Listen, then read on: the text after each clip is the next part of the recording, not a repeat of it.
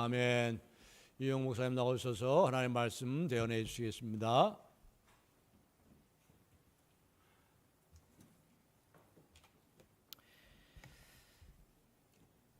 네, 되게 오랜만에 고린도전서 말씀 보는 것 같네요. 이 고린도 교회는 자기 자랑이 문제였던 교회입니다. 잘 알고 계시죠? 자기를 남보다 높이기 위해서 싸울 정도로 이 사람들이 서로 교만이 뿌리를 내리고 있었던 상황이었습니다. 그래서 바울도 계속해서 이 교만이라는 문제를 본질적으로 다루면서 편지를 전개해 갑니다. 이 교만이 현상적으로 드러난 한 가지 예가 무엇이었냐면 우리가 지난 시간에 봤던 5장의 근친상간이었습니다. 이것은 분명히 잘못된 일이었고 그래서 자랑할 게 아니라 부끄러워해야 되는 일이었죠. 그런데 이들은 교만해져서 잘못된 행동을 보입니다. 자기가 맞다고 여겼기 때문에 그것을 부끄러워하지 않고 반성하지 않고 오히려 자기 기준을 따라 자랑하는 모습을 보였죠.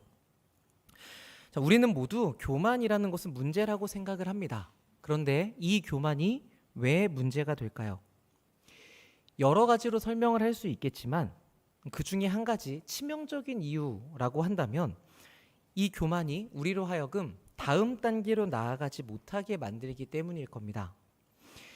하나님은 우리를 계속해서 예수님의 수준까지 자라게 하시려고 우리를 이끌어 가시는데 그 완전함의 수준까지를 데려가려고 하시는데 교만한 사람은 내가 높아져서 내가 맞다라고 생각하기 때문에 거기에서 더 나아가려고 하지가 않죠. 반대로 겸손한 사람은 자기가 배우고 깨지면서 그 완전한 곳을 향해서 조금씩 계속 나아가려고 합니다. 그러니까 이게 참 역설적인 것 같습니다. 교만이라는 것은 높은 자리에 있으려고 하는 성향이거든요. 그런데 실제로 교만한 사람들은 이 높음을 하나도 경험하지 못하고 사는 것이죠. 오히려 겸손한 사람들이 그 높음을 향해서 계속해서 전진하고 그 높음에 도달하게 됩니다. 그래서 주님께서도 우리에게 계속해서 너희들을 잘 보아야 된다. 들어라. 이 말씀을 통해서 너희가 어떤 상황인지를 알아라 라고 말씀을 하시는 것 같아요. 그런데 제가 볼 때 우리가 듣지 못해서 가지게 되는 가장 큰 문제 중에 하나는 무엇이냐면 하나님께서 우리에게 부여하신 신자의 신분이 얼마나 위대한 것인지를 모르는 점이라고 생각이 됩니다. 오늘 본문에서 바울도 여기에 대해서 말하고 있죠. 우리 1절을 보겠습니다. 너희 중에 누가 다른 이와 더불어 다툼이 있는데 구태여 불의한 자들 앞에서 고발하고 성도 앞에서 하지 아니하느냐. 그러니까 이 교회 안에서 서로 다툼이 생겼던 것 같아요. 그런데 이 성도들이 그 문제를 어디로 가지고 가냐면 세상 법정으로 가지고 갑니다. 요즘에도 우리가 흔히 듣게 되는 이야기이죠. 교회에서 어떤 분란이 있었는데 누가 소송을 걸어서 법정 중에 있더라. 그런데 이 시대 때에도 그런 일이 있었던 것 같습니다. 그리고 바울은 이것을 문제로 삼아서 이야기하고 있죠. 그런데 여러분 이 말씀을 자세히 보시면 너희가 다투는 게 문제다라기보다는 그 다툼을 어떤 식으로 해결하려고 하는지를 지적하고 있습니다. 교회 안에서 다툴 수 있는데 그런데 왜 그 다툼을 굳이 기어코 세상 법정까지 가지고 갔느냐는 것이죠. 자, 그래서 이 말씀을 보면서 이제 교회 안에 있으면 우리가 서로 소송을 걸면 안 된다. 이렇게 뭔가 법칙처럼 받아들이시는 분들도 있던데 단지 소송을 하지 말아라의 문제가 아니라 바울이 이걸 통해서 진짜 이야기하고 싶은 내용은 그 뒤에 이어집니다. 2절 보겠습니다. 성도가 세상을 판단할 것을 너희가 알지 못하느냐? 세상도 너희에게 판단을 받겠거늘 지극히 작은 일 판단하기를 감당하지 못하겠느냐? 우리가 천사를 판단할 것을 너희가 알지 못하겠느냐? 그러하거든 하물며 세상 일이랴. 이렇게 계속해서 알지 못하느냐라고 반복하면서 바울이 7절까지 질문의 형태로 이야기를 하죠.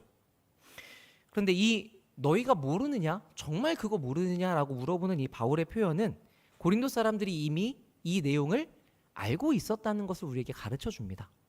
그러니까 바울이 봤을 때 진짜 몰랐다고 한다면 이런 것이다라고 가르쳐 줬을 텐데 이미 다 가르쳐 줬고 이미 다 알고 있는 내용이었던 거예요. 그러니까 자꾸 너 그거 정말 몰라서 그랬니? 라고 이야기를 하고 있는 것이죠. 우리가 계시록에서 보았던 모습처럼 우리 주님께서는 영광스러운 심판주로서의 모습을 가지고 계시면서 마지막 날 이 세상을 심판하실 것입니다. 여러분, 그때 우리는 무엇 한다고 이야기해요? 우리도 주님 안에서 같이 이 세상을 심판한다고 이야기를 합니다. 이게 얼마나 대단한 일인지 우리에게 체감이 되지 않기 때문에 바울이 3절을 덧붙였죠. 우리가 어떤 존재다? 천사도 판단할 존재다. 이건 우리가 얼마나 탁월한 신분을 가지고 있는지, 하나님이 우리에게 어떤 명예를 주셨는지를 강조하는 부분입니다. 그런데 고린도 사람들은 이 내용을 이미 알고 있었음에도 불구하고 자기들의 이런 신분이 어떠한 것인지를 이해하지 못했습니다. 그래서 여기에 걸맞는 자세와 태도로 살아가려고 하기보다는 지금 눈앞에 자기의 이익을 취하기 위해 세상의 판단을 받으려고 소송을 걸었던 것이죠. 여러분, 한번 생각해 보십시오. 부자 아버지가 아들을 먼 나라에 유학을 보내면서 거기서 이제 열심히 공부하라고, 그래서 훌륭한 사람이 되라고 모든 것들을 마련해 주고 이제 그 아들의 삶을 뒷받침할 수 있는 어떤 매니저 같은 시중을 들 수 있는 사람을 같이 붙여서 보냈다고 해봅시다. 그래서 이 아들이 이제 그 도움을 잘 받으면서 큰 사람으로 성장해 가고 있겠지라고 기대하고 있었는데, 나중에 실제로 아들이 사는 곳에 가서 봤더니 아들이 이 종의 시중을 들고 있었다고 한다면 그 부모의 마음이 얼마나 속이 터지겠습니까? 그러니까 지금 바울의 심정이 그랬던 거예요. 그래서 5절과 같이 이야기를 합니다. 내가 너희를 부끄럽게 하려고 이 말을 한다. 앞에서 바울이 설명할 때에는 내가 너네를 부끄럽게 하려고 하는 게 아니라 이것 좀 잘 지켜달라고 권면하는 거야 라는 표현을 썼거든요. 근데 오늘 여기에서는 너네 좀 부끄러운 줄 알아야 돼 라고 이야기하고 있습니다. 무엇을 가지고 부끄러워해야 되냐고 이야기하냐면, 너희 가운데 그 형제 간의 일을 판단할 만한 지혜 있는 자가 이같이 하나도 없느냐. 고린도 교회가 어떤 교회였습니까? 교만에 가득 차서 내가 맞다고 왕 행세를 하던 사람들, 자기 지혜가 뛰어나다고 자랑하는 일에 목숨을 걸고 싸웠던 사람들인데, 그들을 향해서 바울이 뭐라고 이야기하냐면, 너희 평소에 그렇게 지혜 있다고 자랑하더니 이런 거 해결할 사람이 하나도 없느냐? 이거 진짜 부끄러운 줄 알아야 된다 라고 이야기를 하는 것이죠. 왜 부끄럽다라고 이야기를 하냐면, 여러분들이 얼마나 귀한 신분을 가지고 있는 사람들인데 우리가 판단해야 될 그 세상 밑으로 들어가서 판단을 받고 있느냐는 것입니다. 그러니까 스스로가, 교회 스스로가 교회를 향한 심판의 어떤 영역을 세상에 넘겨주고 있는 모습이 그려지기 때문에 바울이 지적을 하고 있는 것이죠. 이게 왜 일어나는 일이라고요? 내가 어떤 신분으로 부름받았는지를 모르고 있기 때문에. 이제 이 정도 되셨으면 이제 제가 해군 장교를 나왔다는 거는 아마 거의 다 알고 계실 것 같습니다. 근데 장교 훈련을 받는데 복무하는데 3년인데 훈련을 받는 게 3개월 반이에요. 한 넉 달 정도 훈련을 받는데 여러분들이 생각하시는 군사 훈련들, 그러니까 뭐 사격, 달리기, 유격 이런 기본 훈련을 마치고 나면 그 뒤에 병과별로 전문적 기술을 공부하는 시간이 또 한 달 정도가 있습니다.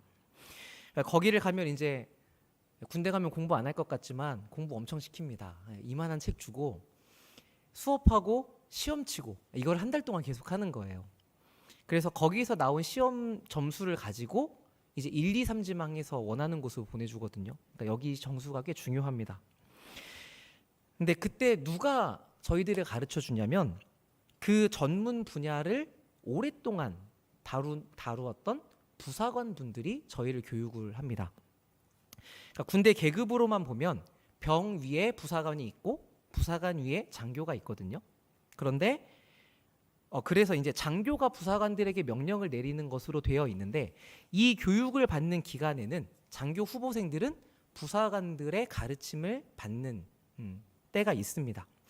그렇다고 해서 이 부사관 분들이 이제 앞에서 가르치신다고 해서 저희한테 막 명령을 하거나 막 선생님처럼 막 대하시는 건 아니고, 앞으로 저희가 이제 장교가 될 사람들이기 때문에 그래서 이제 부사관 분들도 경어를 사용하면서 존대를 해주십니다. 다만 이제 그분들이 쌓아온 전문적 지식이 있으니까 그 내용을 우리에게 이제 전달해 주시는 거죠. 근데 이 군대도 이제 사람들이 사는 곳이다 보니까 거기에서 수업을 받을 때에도 수업 시간에 한 3분의 1은 자고요. 한 4분의 1은 수업 땡땡이치로 매점 가고요. 네. 그래서 수업 끝나고 보면 그 친구 중에 거기 근무하는 그 여자분의 번호를 따온 친구도 있을 정도로 군대라고 해서 다 그렇게 타이트하지는 않은 것 같아요. 근데 진짜 참 다양한 동기들이 있었는데 하루는 부사관 분들도 이제 어느 정도 그걸 이제 봐주시거든요. 그래도 이제 좀 늦는 거나 이런 거는 봐주시는데 하루는 동기가 수업에 아예 들어오질 않은 겁니다. 그러니까 이제 앞에서 가르치다가 자리가 너무 비어 있으니까 이제 출석을 부르셨어요. 출석을 부르셨는데 끝까지 안 들어오는 친구가 있어가지고 이제 그 내용이 저희 훈련 장교에게 들어갔습니다. 어떻게 됐을까요? 다 불려 나갔죠. 다 집합해라 해가지고 저희들은 이제 앞에 딱 세워놓고, 근데 저도 속으로 생각했죠. 야, 이제 오늘은 밤까지 계속 구르겠구나. 그렇게 생각하고 있는데 훈련관 장교분께서 저희들을 딱 세워놓고 이렇게 말씀하시는 거예요. 너희들은 장교가 될 사람이다. 그리고 지금 여러분들을 가르치는 사람들은 부사관들이다. 그러니까 몇 달 뒤에 임관을 해서 실무에 나가게 되면 이 부사관들이 여러분들의 명령에 목숨을 맡기고 움직여야 될 텐데 지금 이런 모습을 보인다면 그들이 뭘 믿고 목숨을 맡기겠느냐. 그러니까 장교면 장교답게 부사관들에게 부끄러운 모습을 보이지 말아라. 이렇게 멋지게 말씀을 하시더라고요. 그리고 저는 이제 충분히 되게 멋진 말씀이다라고 생각해서 저희를 돌려보내실 줄 알았는데 결국 기합은 다 받았습니다. 근데 얼차려를 정신없이 받고 나서 이제 들어와서 씻으면서 이 말씀을 듣고 생각해 보니까 훈련을 받는 우리들만 아직 후보생이니까 장교가 아니라고 생각을 했던 것이지 저희를 가르쳐주는 분들 또는 우리를 도와주시는 분들은 다 우리를 장교가 될 사람으로 여기고 장교에 맞는 교육을 하고 이미 장교처럼 대하고 계셨구나라는 것을 알게 됐습니다.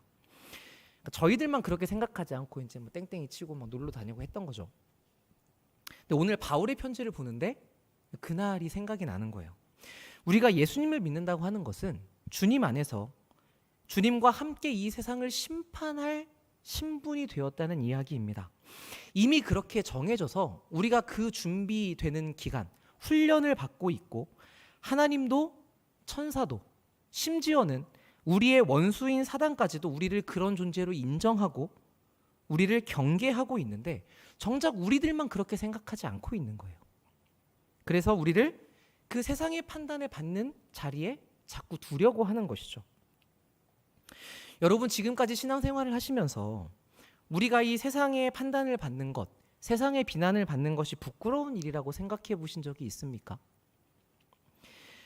만약 우리가 그렇게 생각해 본 적이 없다고 한다면 우리가 세상보다 뛰어난 기준을 가지고 사는 것이라고 여기지 않았기 때문일 겁니다. 그런데 우리가 하나님의 말씀을 받고 이 말씀을 따라 살아야 된다고 요구받는 삶은 이 세상 사람들은 이해조차 할 수 없는 매우 높은 수준의 것이란 말이에요. 제가 그 교회를 안 다니는 청년하고 이야기를 할 기회가 있었는데 그 친구가 이런 이야기를 했습니다. 자기가 하나님이 정말 계신지를 알 수가 없어서 세상 사람들은 뭐 증명할 방법이 없잖아요. 그래서 곰곰이 생각을 하다가 두 가지를 생각을 해봤대요. 첫 번째는 하나님의 말씀이라고 하는 성경. 그걸 보면 하나님에 대해서 좀 알 수 있겠구나. 두 번째는 뭐냐면 그 하나님을 믿는다고 하는 신자들, 신자들의 삶을 보면 알 수 있겠구나라고 생각을 했대요. 그래서 정말 신자들은 하나님의 말씀대로 사는지가 궁금해서 이 성경의 유명한 말씀을 찾아보니까 그 오른뺨을 치면 왼뺨을 대라 이 얘기 있잖아요. 그래서 하루는 그래 한번 보자라고 생각하고 친한 친구를 찾아가서 진짜 오른뺨 한번 때렸답니다. 그리고 어떻게 하려고 보려고 했는데 그걸 두고 보기도 전에 자기한테 날아오더래요. 그래서 이건 안 되겠구나 라고 생각을 했답니다. 근데 여러분 한쪽 뺨을 치면 다른 편을 대라라는 이게 가능한 일입니까? 세상에서는 이건 불가능한 일이거든요. 저희는 하나를 받으면 둘로 돌려줘도 성이 차지 않잖아요. 그러니까 우리가 지금 여러분들이 당연하게 여기는 원수를 사랑해라, 뭐 오리를 가자고 하면 십리를 같이 가주어라, 이런 이야기들은 하나님을 만난 사람이 아니면 할 수 없는, 세상은 절대 이해할 수 없는 수준의 이야기들입니다. 그러니까 우리가 사는 삶이, 우리가 살고자 하는 그 모습이 세상 사람들보다 훨씬 더 높은 수준의 것이라는 것을 우리가 이해하고 있다면, 그래서 우리가 그런 높은 수준의 삶을 요구받는 사람들이라는 자부심이 있다면 우리는 세상 사람들의 판단을 받는다는 것을 매우 자존심 상하게 여겨야 돼요. 그래서 바울도 이 사건을 매우 수치스럽게 생각했던 것 같습니다. 우리 7절 한번 같이 읽어볼까요? 7절 말씀 시작. 너희가 피차 고발함으로 너희 가운데 이미 뚜렷한 허물이 있나니 차라리 불의를 당하는 것이 낫지 아니하며 차라리 속는 것이 낫지 아니하냐. 여기서 이 뚜렷한 허물이라는 말은 직역해보면 완전한 실패라는 뜻입니다. 그러니까 바울은 무슨 내용으로 소송을 했느냐는 둘째치고 서로 고발한 것에서 이미 너희들이 실패했다고 이야기를 하는 거죠. 세상을 심판할 사람들이 그 세상에 심판을 받으려고 하다니 더 높은 수준을 드러내야 되는 사람들로서 이건 완전한 실패라는 것을 짚어주고 있는 것입니다. 그러니까 여기서 우리는 바울이 바라는 모습이 어떤 것인지를 짐작해 볼 수 있죠. 아까 우리가 나누었던 하나님의 말씀들, 서로 사랑하고 진리 안에서 용서하고, 그래서 진짜 사랑이 무엇인지, 하나님이 우리에게 원래 디자인하신 모습이 무엇인지를 드러내는 삶입니다. 물론 이게 쉽지 않아서 거기까지는 잘 하기 어렵다고 해도, 그래서 우리가 다툼이 있고 싸운다고 하더라도 그거는 이 하나님의 부르심을 입은 우리 가족끼리, 우리 집 안에서 해야 될 일이지 믿지 않는 사람들에게 부끄럽게 드러내고 고발할 일은 아니라는 것이죠. 그렇게 우리의 명예를 스스로 실추할 바에는 차라리 누가 좀 억울하거나 누가 조금 손해를 보는 것이 더 낫지 않겠느냐라고 이야기를 하는 겁니다.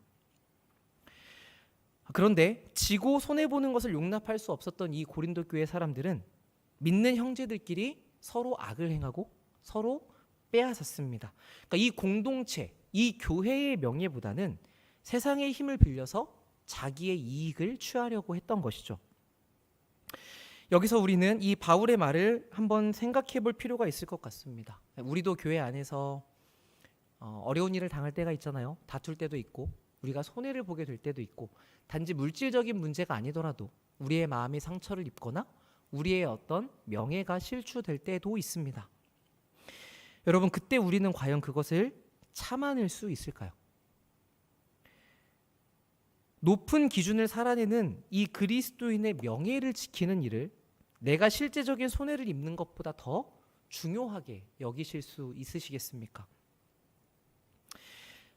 제가 지금 우리 체면을 지켜야 되니까 여러분들 교회 안에 사건을 좀 감추시거나 아니면 교회의 이름을 위해서 여러분 무조건 손해를 보십시오, 이렇게 말씀드리는 것이 아닙니다. 우리가 어떤 행동을 할 때 내가 어떤 신분으로 부름을 받았는지, 내가 어떤 존재인지를 기억하고 거기에 맞게 행동하려고 하시는가, 이 부분을 여쭤보고 싶은 것입니다. 우린 누구나 여기서 고민하게 되죠. 그런데 확실하게 우리가 알 수 있는 것은 내가 그렇다 아니다라고 말하지 못하고 주저할수록, 그 주저함의 정도가 클수록 하나님의 자녀라는 이 신분이 어떤 것인지를 우리가 명확하게 모르고 있다고 이야기할 수 있을 겁니다. 그래서 때로는 우리도 고린도 사람들처럼 참지 못하는 모습들을 보일 때가 있죠. 그런데 우리는 종종 내가 그럴 수 있다, 내가 그래도 마땅하다라고 생각을 하는 경우가 있는 것 같아요. 내가 너무 큰 손해를 봤는데 이게 해결이 안 돼. 그러면 필요하다면 소송을 좀 할 수 있지 라고 생각하는데, 바울은 이런 모습을 보이는 사람들에 대해서 하나님의 나라를 유업으로 받을 수 없다라는 표현을 쓰고 있습니다. 좀 과한 표현을 쓰고 있는 것 같아요. 그런데 이 하나님의 나라를 유업으로 받는다라는 말은 누가 했던 얘기냐면 예수님께서 주로 사용하셨던 표현입니다. 근데 바울이 그것을 가지고 와서 인용함으로써 매우 강하게 이야기를 하고 있는 것이죠. 거기서부터 이어지는 9절과 10절에 나열되는 여러 목록들이 있습니다. 그런데 이것은 거기에 해당하는 어떤 특정 죄만을 말한다기보다는 좀 더 포괄적으로 보면 자기 욕심을 채우기 위해 사는 삶의 경향성을 통칭한다고 볼 수 있죠.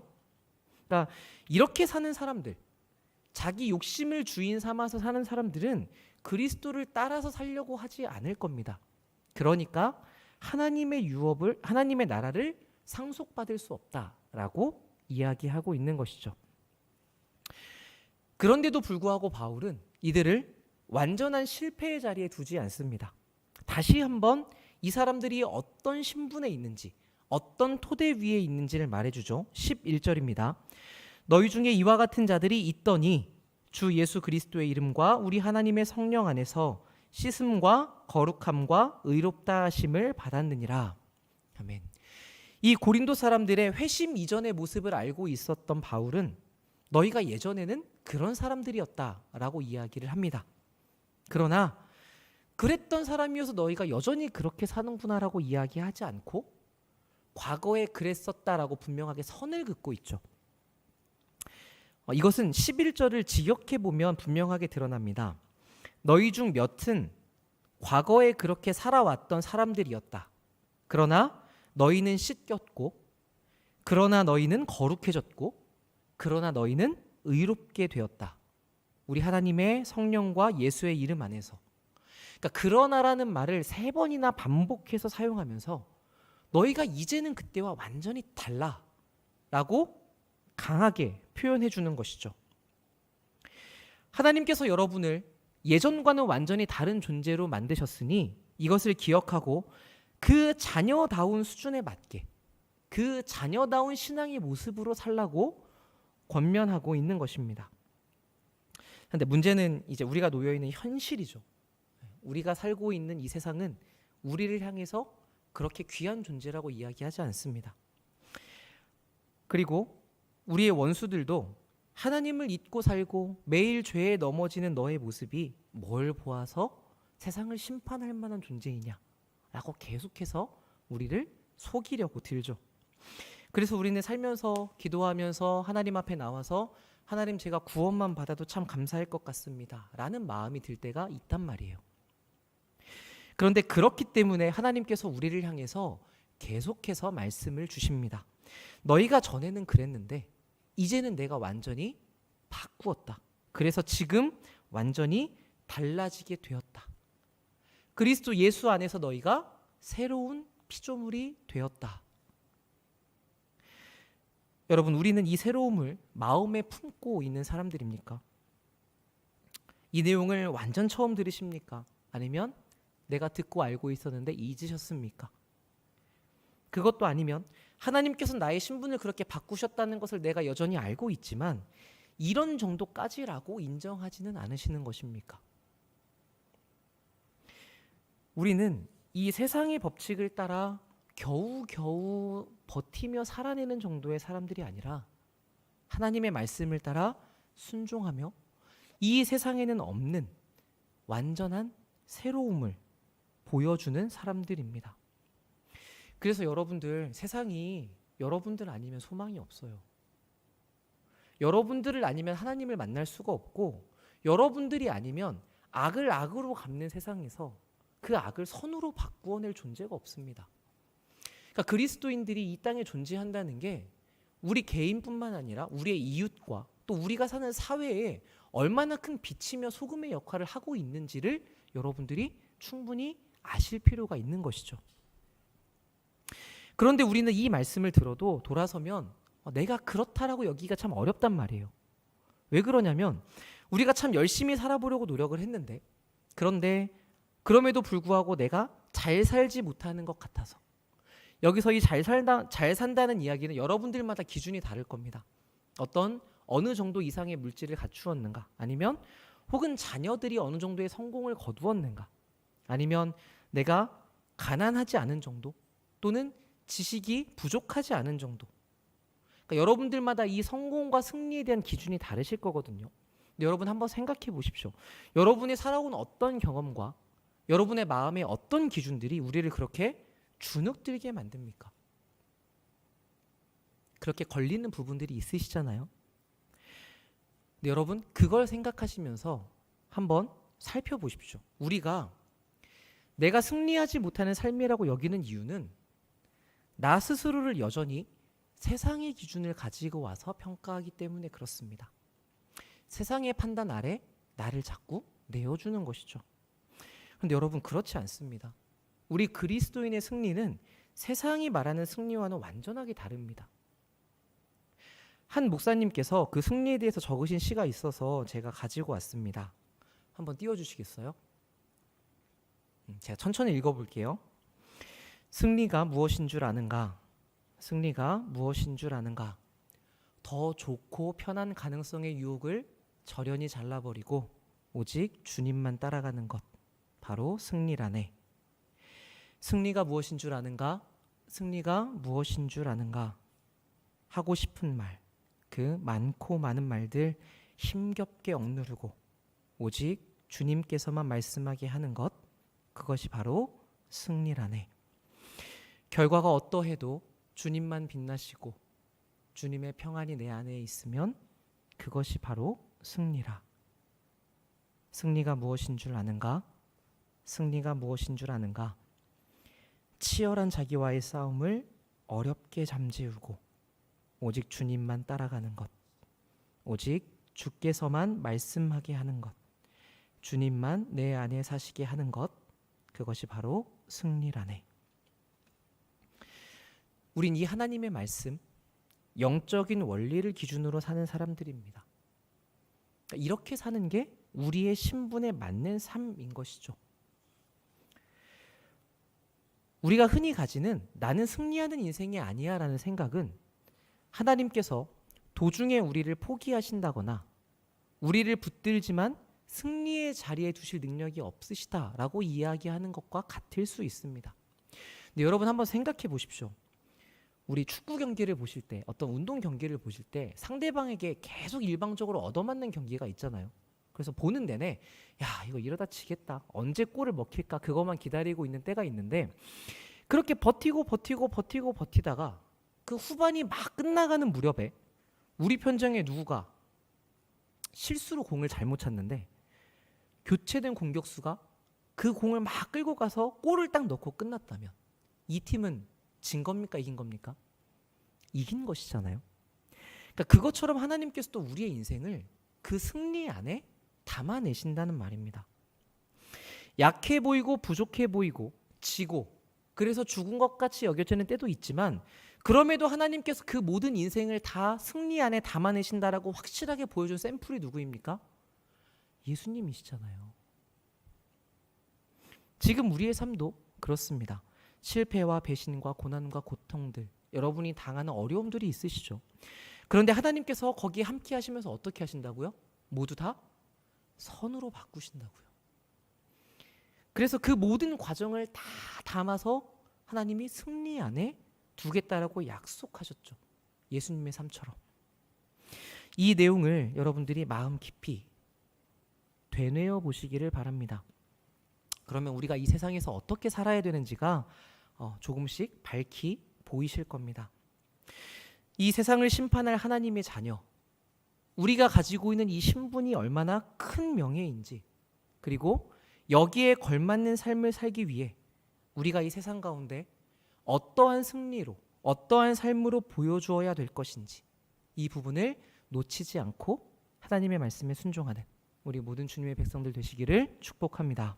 아멘. 기도하겠습니다. 하나님 아버지 감사합니다. 오늘도 우리들이 어떤 존재인지, 하나님께서 우리를 어떻게 바라보시는지 말씀해 주시니 감사합니다. 압니다 하나님. 저도 제가 하나님의 자녀인 것을 잘 알고 있습니다. 그런데 이 위대함이 우리의 삶에 얼마나 힘을 발휘하고 있습니까? 손해를 감당하는 것이 차라리 낫겠다라고 여길 정도로 이 신분이 얼마나 가치 있는 명예인지 우리가 깨달아가게 하여 주시옵소서. 그리하여서 우리가 세상에 지지 않고 세상의 악을 선으로 바꾸어내고 세상을 이기는 주님의 백성으로 기죽지 않고 살아가게 하여 주시옵소서.